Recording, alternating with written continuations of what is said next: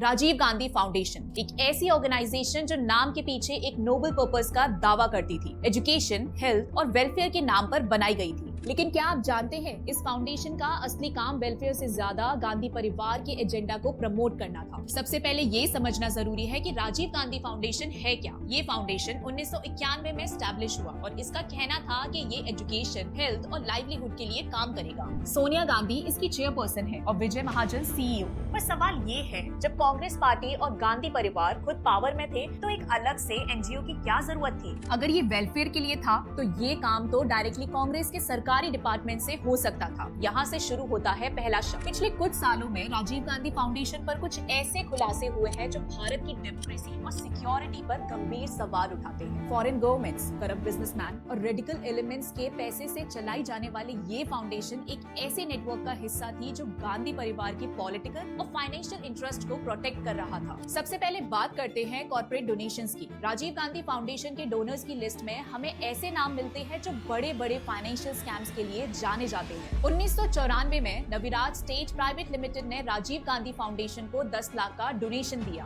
अब समझने की बात ये है कि नविराज स्टेट एक रियल स्टेट कंपनी थी, लेकिन ये सिर्फ एक आम कंपनी नहीं थी। ये गीतांजलि जेम्स की एक सिस्टर फर्म थी और गीतांजलि जेम्स के मालिक थे मेहुल चोकसी। अब मेहुल चोकसी का बैकग्राउंड समझना जरूरी है। वो एक बिजनेसमैन थे जो गीतांजलि जेम्स के नाम से एक ज्वेलरी कंपनी चलाते थे। ये कंपनी एक बड़ी ज्वेलरी एक्सपोर्ट कंपनी थी जो इंडिया के ज्वेलरी मार्केट में काफी मशहूर थी। लेकिन बाद में मेहुल चोकसी का नाम एक फ्यूजिटिव यानी एक भगोड़ा के रूप में सामने आया जब उस पर Punjab national bank PNB scam का इल्जाम लगा। अब ये PNB स्कैम क्या था? मेहुल चोकसी और उनका नेफ्यू नीरव मोदी ने PNB के fraudulent letters of undertaking LOUs का मिसयूज किया। लेटर्स ऑफ अंडरटेकिंग एक तरह की बैंक गारंटी होती है जो इंटरनेशनल ट्रेड के लिए दी जाती है, लेकिन चोकसी और नीरव मोदी ने गलत डॉक्यूमेंट्स और बैंक ऑफिशियल्स के साथ मिलकर फ्रॉड किया।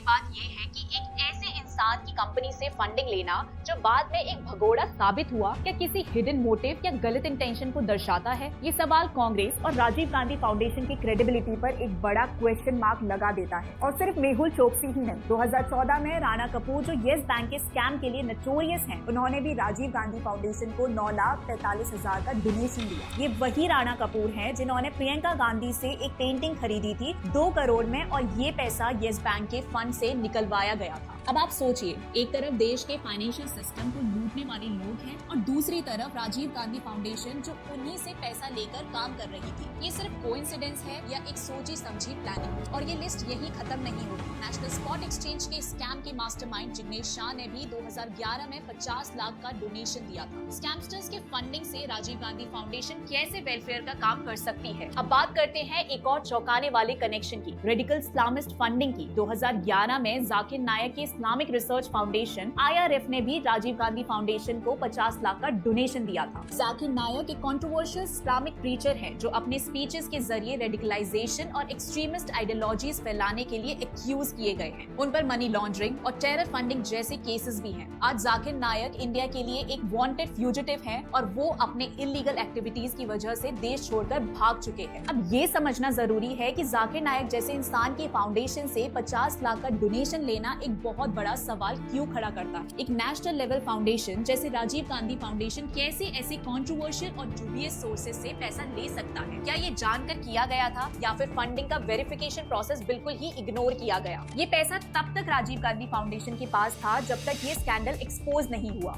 2016 में जब जाकिर नायक की एक्टिविटीज पब्लिक डोमेन में आई और उनकी फंडिंग सोर्सेज पर इन्वेस्टिगेशन शुरू हुई, तब जाकर राजीव गांधी फाउंडेशन ने ये 50 लाख रुपए वापस दिए। सवाल ये उठता है कि अगर ये एक्सपोज नहीं होता तो क्या ये पैसे कभी वापस नहीं होते? ये पूरा इंसिडेंट ये दिखाता है कि किस तरह एक रेप्यूटेड फाउंडेशन ने अपने फंडिंग सोर्सेज को वैलिडेट किए बिना कंट्रोवर्शियल एंटिटीज से पैसे लिए जो इंडिया की सिक्योरिटी और स्टेबिलिटी के लिए खतरा बन सकती है। एक बार आप भी सोचिए, क्या कांग्रेस सरकार की लीडरशिप में चलने वाली एक NGO को इस तरह के सोर्सेज से फंडिंग लेना चाहिए था? राजीव गांधी फाउंडेशन को कांग्रेस की सरकार के दौरान कैसे सपोर्ट मिला, इसका एक और एग्जाम्पल है 2 एकड़ का प्राइम लैंड लैंड जो ल्यूटियंस दिल्ली में बिना किसी रेंट के दिया गया था। ये लैंड वेलफेयर के काम के लिए एलोकेट हुआ था, लेकिन 2014 तक ये अलग अलग ऑर्गेनाइजेशंस को कमर्शियल यूज के लिए दिया गया। इस मिसयूज की वजह से टैक्स पेयर्स का पैसा और रिसोर्सेज कैसे वेस्ट हुआ, ये एक बड़ा सवाल है। और सिर्फ लैंड ही नहीं, 2005 से 2008 के बीच पीएम नेशनल रिलीफ फंड का पैसा राजीव गांधी फाउंडेशन को ट्रांसफर किया गया। ये फंड जो डिजास्टर विक्टिम्स के लिए था, एक प्राइवेट एनजीओ के काम के लिए क्यों यूज हुआ? ये डिसीजन लेने वाला कौन था? सोनिया गांधी।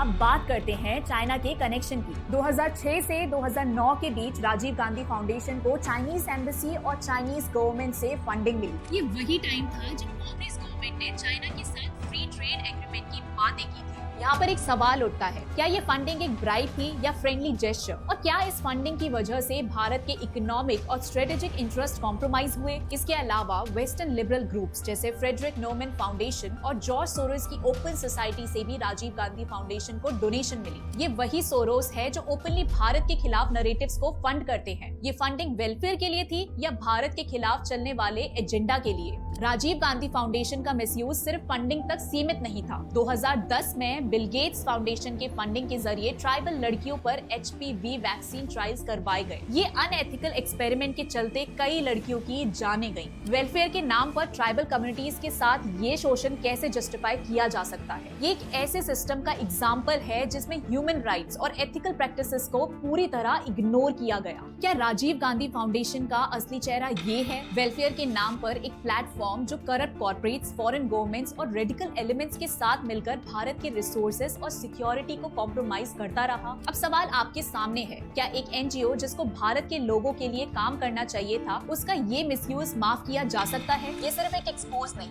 एक वार्निंग है कि कैसे पॉलिटिकल पावर का मिसयूज होता है। अगर ये वीडियो आपको पसंद आया हो तो लाइक करिए, शेयर करिए, चैनल को सब्सक्राइब करिए और कमेंट में जरूर बताइए कि आपका इस पर क्या टेक है। मिलते हैं अगले वीडियो में, तब तक के लिए जय हिंद।